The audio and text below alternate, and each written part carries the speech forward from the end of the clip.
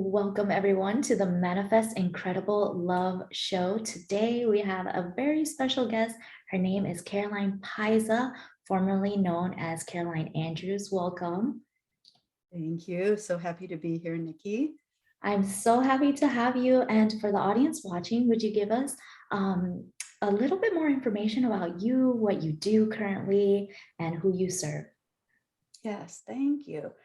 I am a love and relationship coach, and I serve anyone who is either looking to bring in their life partner or they're in a relationship and they just want to know how to better communicate with their partner. I primarily work with women, but happy to work with men as well. Women just seem to be more, unfortunately, seeking this type of support. And I love what I do. I actually do sexual healing work as well as love and relationship work. And we're going to talk a little more about what that looks like. Because why would you hire? What do you need with a sexual healer? So happy to explain and explore that with you. And I've been doing this now for 8 years. And I absolutely love what I do. And I love helping people heal from their past relationships and really learn how to love and care for themselves to bring in that amazing life partner that they're seeking. Thank you so much. And before we get into the specifics of what you do, I would love to hear your backstory of how you got into this work and the transformation you personally experienced. Thank you. Yeah, there's always a story, right? So I spent the majority of my working life in corporate America. I did information technology and then I moved into mortgage banking for many years. And all along, I was seeking spirituality, personal growth and development because my own journey became extremely painful.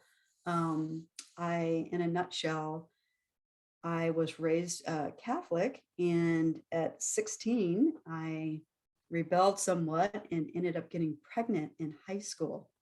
And my loving parents at the time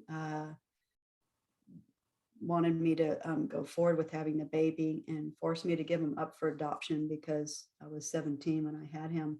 And that particular trauma of not having a voice, of giving away this child against my will, caused me many, many years of painful acting out from not knowing how to heal that deep void and carrying all that sexual shame in my body, not even knowing what it was doing to me externally. So I sought every way to try to fill that hole, that void, through shopping and drinking and men. And I mean, just nothing obviously worked until I decided to take that deeper dive and truly heal my wounds.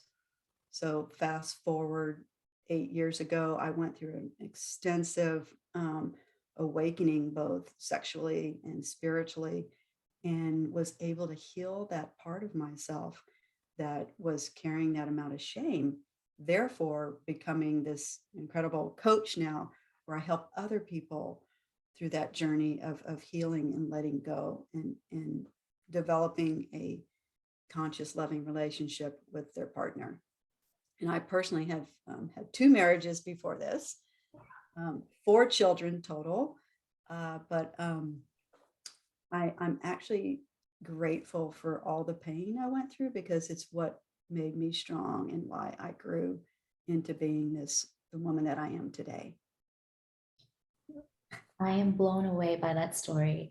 One of the things that I hope you don't mind sharing is like, what exactly is sexual trauma and why do we carry that? Like, why does that affect us?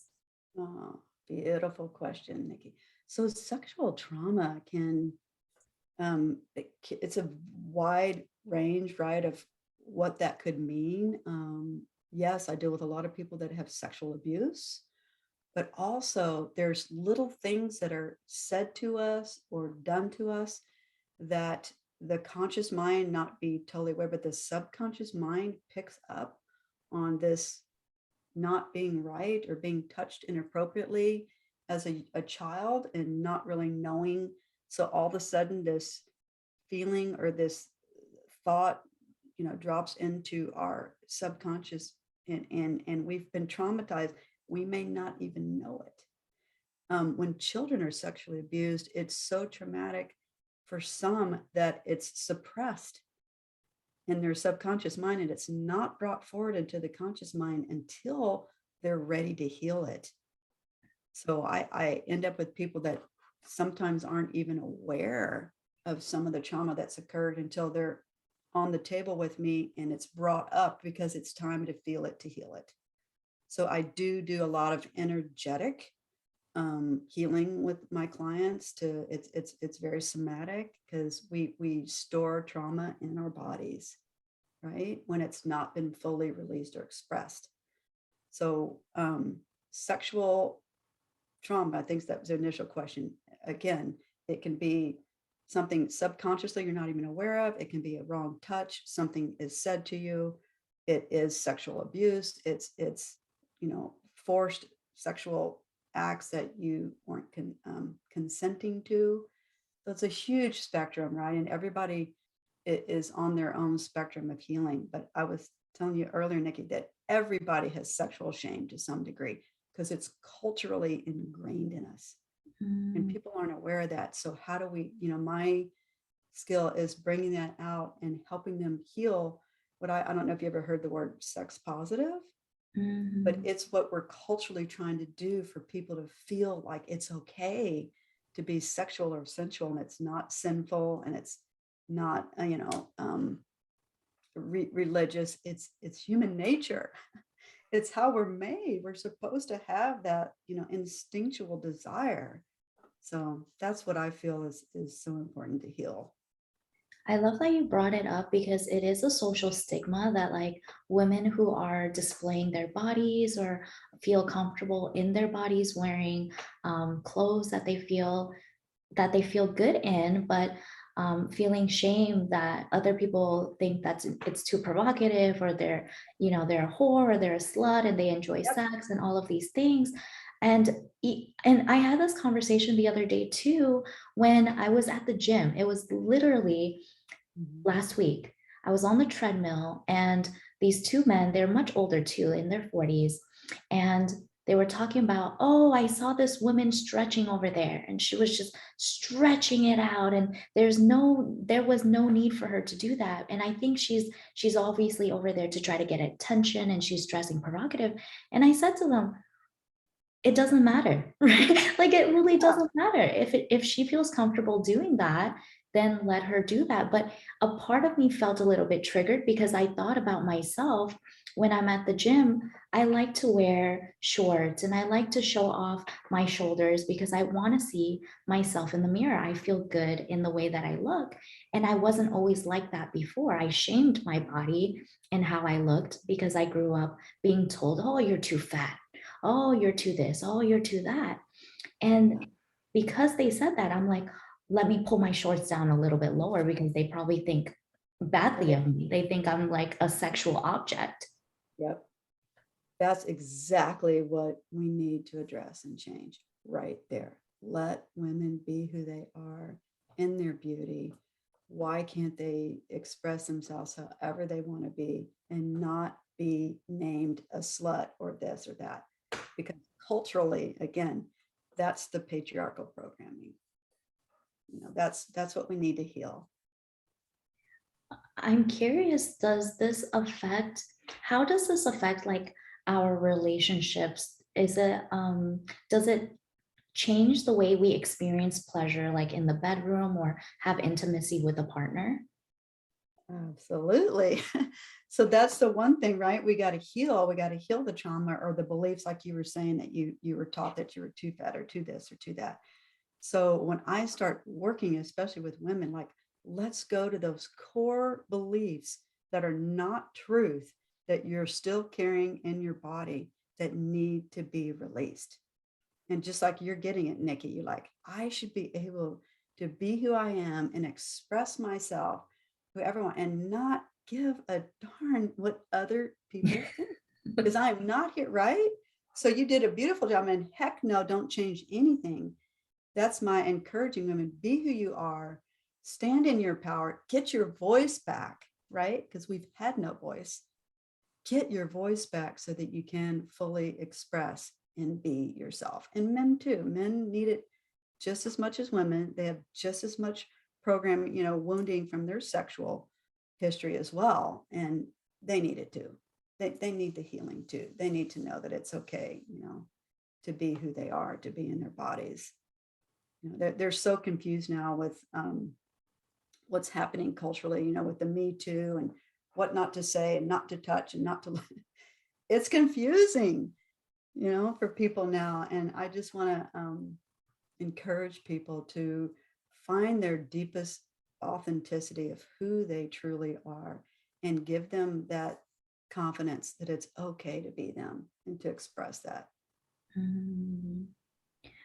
When you talk to like your clients or you do your healing work, I'm Mhm. curious as to some of the methodologies that you use to kind of assess if they need sexual healing or what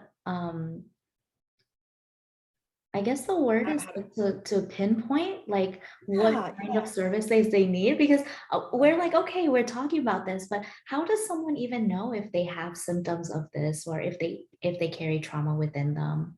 Right, right. So first, Nikki, they fill out a full application with me, and there's questions that are asked in that application that I guarantee they've never been asked before in their life. So we go over that in depth. And typically what's happens is if you think about it, I don't know if you know much about the chakras or energy healing, but our sacral chakra is the second chakra. It's where our sexual organs exist in our body. And that chakra energetically is connected with relationship, how you relate to the world, how you relate to other people. And so think about it. If that's been, if you've had a lot of wounding in your childhood from the parents or whoever raised you about not being good enough, or unworthy of love, or whatever that programming it is, not enough, too much, like you were like, you're too much, you're too fat, you're this. That's where those beliefs get stored in our sacral chakra. So my job is to go in and help them feel it to heal it. So how do we release that energy energetically? So it's a lot of energy medicine that I use, Reiki, NLP, breath work, lights. I mean, I use a modality, it's almost like shamanic, Mm. the techniques that I use, and I'm very intuitive. I'm able to tap into where that energy, and I literally help the clients release that trauma. Therefore, they come away with feeling better about themselves, for learning to love themselves completely for who they are, and to forgive themselves because they actually carry trauma like it's their fault. A lot of sexual abuse people think it's their fault as children. No. So that's basically how I address it. I go to they fill out a form. I make sure that they're ready and they've done other work before they get to me, because this isn't for someone that's never done any personal growth or development and have no clue of what I'm talking about. So if those people come, then I'll send them, go read this book first, or go, work on this first. I'll give them guidance to get them ready to do it. But I would never do it to someone that's not ready. It, I it, it know, would be it would be detrimental to them. And I it know. is a lot of trauma release. It absolutely. I'm a big, big, big follower of trauma relief. And that's really what's being shared right now with the world, is how do we get rid of trauma? And trauma doesn't mean like you were in a war. Trauma is someone touched you wrong when you were 3. It is so much not this huge thing that everyone has experienced trauma to some degree. Every human being. Like It's you to what mentioned, degree, it's right. It's to what degree and how far have you been able to heal it? thank you for sharing. I noticed like I love that you mentioned that trauma is not this huge thing because it's very resonant in my life too. I had a really good childhood per se, but like it's those micro influences of things being said um, that hurt me over time, and it builds up to something bigger. So you mentioned like being touched inappropriately. Those things have happened to me so many times by random strangers because I didn't give them permission to. And I wouldn't have known because I didn't say anything. I was that good girl. I was that person that was just like I have to not mention anything to maintain the peace. And that was what I was taught, not Yes. saying anything. And eventually learning how to stand up for myself. Um, and you mentioned also that there's a process that you look for like before they even get to that point. What are you But looking for in that aspect? Like what do you yeah, mean by that? so I want them to have some sort of awareness that they are spiritual beings, having this physical experience, that they have experienced some sort of wounding in their childhood. So I'm really, really big on inner child healing because all of our programming is from 0 to 7, our subconscious programming. That's when our minds are taking in and putting things together and believing this is what my world is all about. Then by the age of 7 is when our brains can actually do cognitive thinking, that we start shifting. But whatever happened to you from 0 to 7, most people spend the rest of their lives trying to heal that programming. We can't erase our subconscious programming, but we can tape over it, right? That's what people have you do, all the positive affirmations and do this or that. But positive affirmations work, but if you haven't healed that trauma, uh-uh, then the subconscious isn't buying your story of I am beautiful, I am this, I'm that. No, we got to go beneath that and get to the core wound to heal. That's my belief, that's my understanding, that's what I've experienced, and that's what I know, helps people grow. So yeah, I want them to have some awareness. If they're just like waking up for the first time, like, oh, there is a spirit, there is source out there that's maybe great. If they're just waking up, that's too much. Yeah, you're waking up, and by the way, you're wounded and you have this problem, it's too much. So they need to just start taking in, who that they're spiritual, that they have a past, and that if they're still living in their wounding past, they're bringing it forward into their present relationships unconsciously, continuing. We replay the wounds over and over again until we finally say, enough. I don't want to be this person. I don't want to act this way. What can I do to change? And it always starts with self love. Can you touch Always more starts. on like the the inner child? How, Yeah. because it's subconscious from 0 to 7, like me personally, I wouldn't remember anything from back then. How does one connect to their inner child from that age? Yeah. So what typically happens, I say, notice the next time you're triggered by someone. Someone says something or does something, and it feels like a violation to you. It makes you a little angry, or what's going on? Why am I feeling this way? That's the first place to start, because then I'll say, now, when did you feel that way in the past? And they can slowly start to go down. Oh, yeah. You start remembering. I remember one time when my dad told me, um, I might look better if I lost 15 pounds, or just crazy stuff that happened. And that, because whatever that programming was, that's what you believe. All the cultural things that were ingrained in you from zero, that's who you attach to, until you're like, no, this doesn't resonate with me.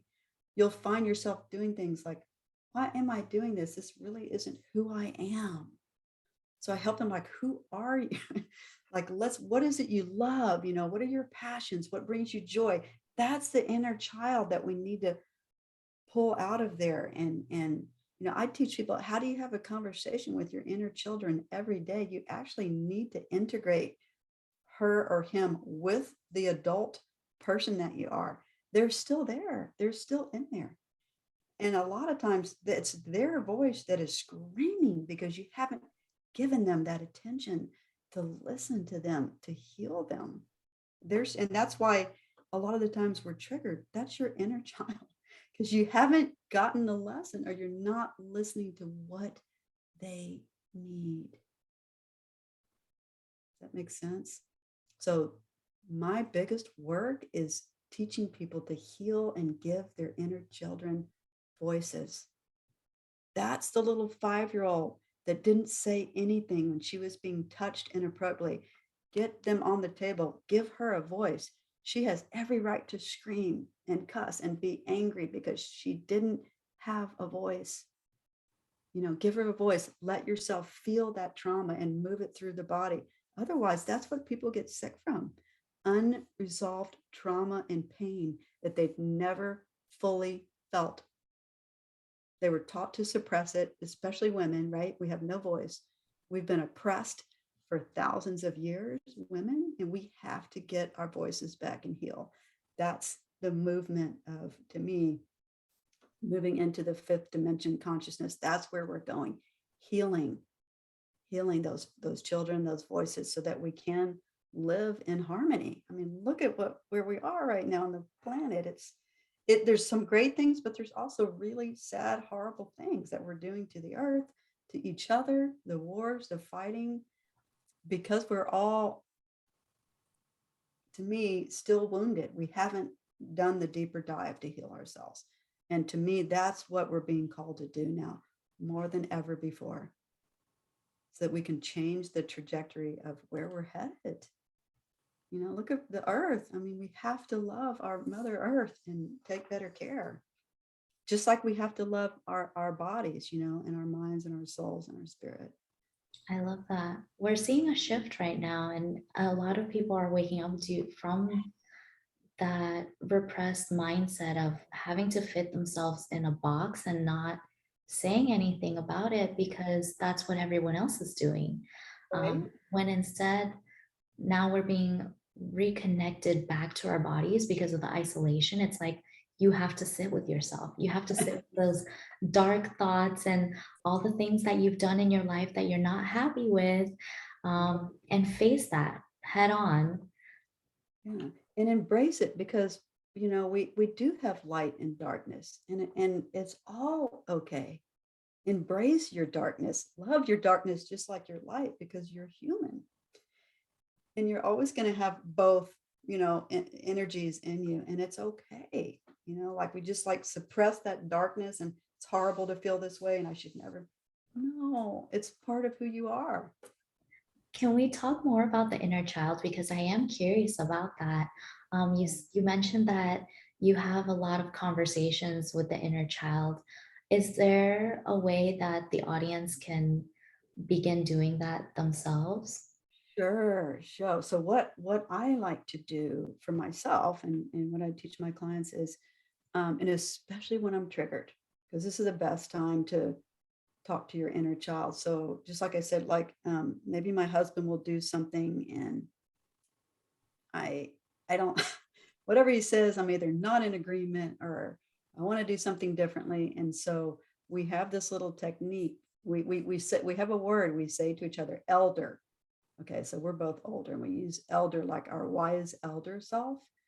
And it means I need a pause, and I need to take a few breaths, and I need to look into me, because whenever you're triggered, it's an inside job. There's some part of you that hasn't been healed, and it's your opportunity to go into you. What do you really need? So I will literally go into my quiet space and ask little Caroline, like, what's going on, Caroline? What do you need right now that you're not getting, or you're not expressing in a way that can be received? And I'm not kidding. If you give yourself, I might not get it in exactly that moment, but I will get it. She will communicate with me through a thought, through another person, and I'll get, like, what it usually is. I'm working too much, and I'm not giving myself the time to play. And that's the other thing we forget to do, right? When I'm way out of balance and I'm work and doing all this masculine work where I'm feminine, I need to play.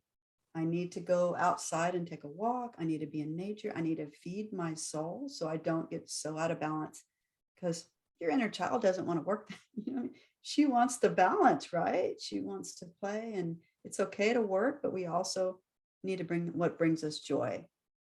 So I'm really big on pleasure for women. That's part of our beauty of being a woman, of how we feel so alive is when we're in our pleasure. And it can be any part of pleasure. It can be smelling a rose. It can be touching, tasting a piece of chocolate.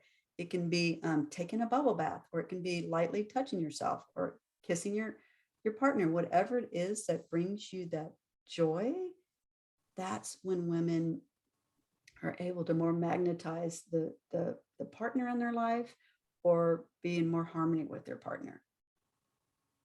Does that make I sense? love So it's that. so it's when you're triggered, go in, take that time and ask yourself, what do you need? What do you need, little one? I'm right. And just reminding her, I'm here for you. Because how many years you never had her back? You didn't even know you had this aspect of this inner child. You totally cut her off. And she's usually, by the time they get to me, they're screaming with rage because they've never been heard. Never. No one's ever given their little child a voice. And it's powerful and it's life changing when you start integrating that part of you. And we were talking about that earlier about being so stuck in the masculine energy of constantly working that we do forget to play, but play is the essence of life. It's the essence of creation in general. Yeah. Think of when a baby is born. That's how we come into the world. This little joy, light, that's all they do is stay in joy, right? And they have congruency with the way they feel when they taste or that's how we came into the world. Look at us as adults, how suppressed, how detached we become from all of being real and congruent. So I literally teach women in bed, how you are in the bedroom is how you are in your life. If you're not expressing and in touch with it, and you're oppressing and not making sounds, oh my God, who are you? Why are you being that way? It's Yeah. all the programming. When a woman is fully in her pleasure and knows her body is capable, and men too, it's unlimited what we can experience.